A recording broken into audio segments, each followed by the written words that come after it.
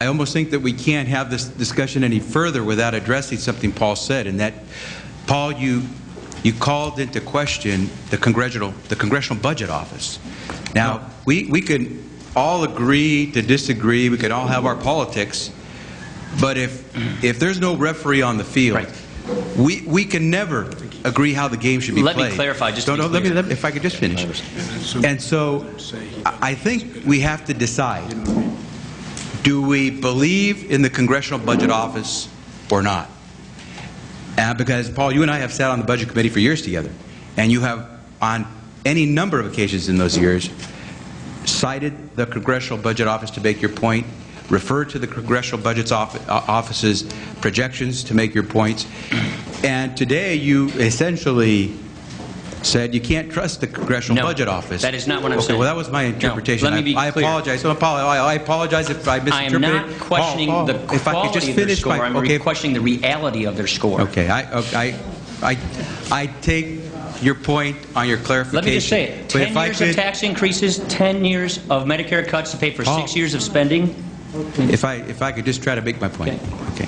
So then I'm assuming then that you do believe that the CBO is a legitimate agency to render decisions on spending for the Congress? You know I believe that. Okay, so then let's work with that.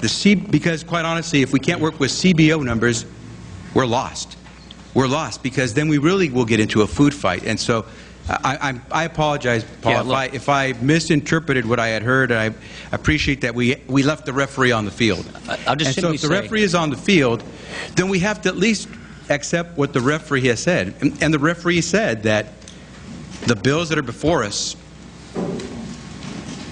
reduce the deficit, the federal government's deficit, by over $100 billion in the first 10 years. The Congressional Budget Office, the referee, not political parties, the referee said that these bills reduce the deficit in the succeeding years, after the first 10 years, by over $1 trillion. Now, you're right. All the discussion makes it clear. It wasn't easy.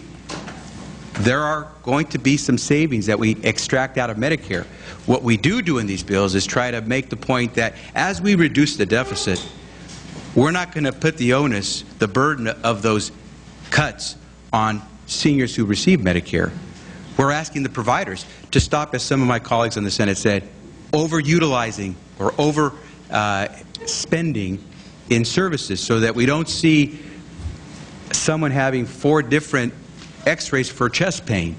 And so what we're trying to do is figure out the ways to reduce the costs without impacting benefits. In fact, that's how, in these 2 bills that the Senate and House passed, we were actually able to close the donut hole for prescription drug coverage in Medicare and still extract, according to the CBO, over $100 billion in savings. So, Mr. President, I would just say the thing that I would love for us to get into the details of in terms of those deficit reductions that are made is the fact that we do it while putting the brakes on Medicare overpayments that went to insurance companies, which were getting reimbursed at greater levels than were doctors and hospitals that relied on traditional Medicare fee-for-service to provide services to our seniors.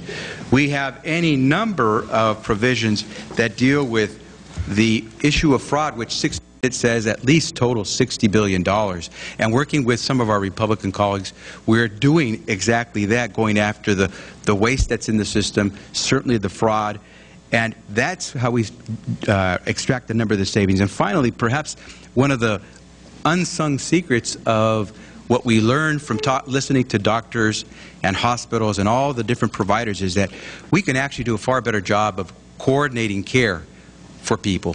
And if you make sure that someone who walks in the door of any one of the great physicians who are in this room when they were practicing and made sure that we followed them through not just that first visit to the primary care or family doctor, but then into the specialist, and then into the hospital, and then afterwards to perhaps the nursing home or the home health center, that what you do is, if you coordinate the care, instead of have each provider do just its share and forget about the patient, if you coordinate the care, you can actually reduce costs dramatically. And that's how we were able to reduce the cost for Medicare. That's how we were able to extract, according to the referee on the field, the Congressional Budget Office, over $100 billion in deficit reduction and over $1 trillion in deficit reduction in the second 10 years. So I believe, Mr. President, what we have is a chance to discuss how we can actually put this country back on a good fiscal track and still do right by our seniors in Medicare and increase the amount of people who get covered by health insurance by about 31 million.